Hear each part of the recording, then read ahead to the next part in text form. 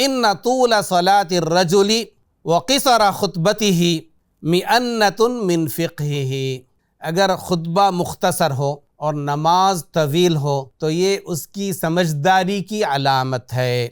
فَأَطِيلُوا الصَّلَاةَ وَاقْصُرُوا الْخُطْبَةَ، تو تم نماز لمبی پڑھاؤ اور خطبہ تھوڑا سا چھوٹا ہی رکھو۔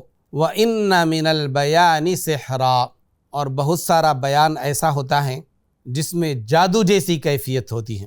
تو اس حدیث میں رسول اللہ صلی اللہ علیہ وسلم نے اس بات کی طرف نشاندہی کی کہ جمعے کے دن خطبہ مختصر ہی ہو، نماز البتہ ذرا طویل ہو۔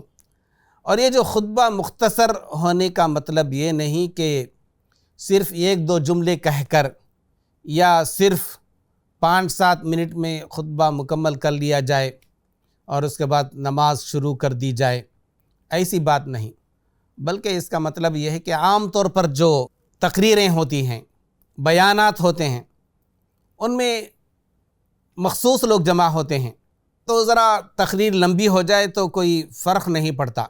اگر ان کے جو بیان ہیں ذرا طویل ہو جائیں تو کوئی حرج نہیں ہے، لیکن اس کے مقابلے میں جو جمعے کا خطبہ ہو وہ ذرا بلیغ ہو، ایک میسج پہنچ جائے، ایک پیغام پہنچ جائے، اتنا کافی ہے۔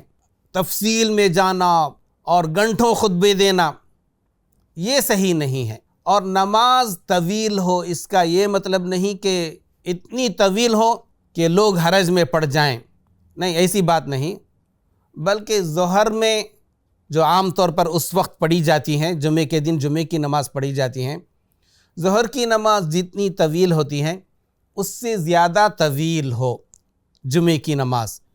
تو اسی لیے آپ صلی اللہ علیہ وسلم پہلی رکعت میں سورۃ الاعلیٰ پڑھا کرتے تھے اور دوسری رکعت میں سورۃ الغاشیہ پڑھا کرتے تھے، اور کبھی آپ صلی اللہ علیہ وسلم سورۃ الجمعہ پہلی رکعت میں اور سورۃ المنافقون دوسری رکعت میں پڑھا کرتے تھے۔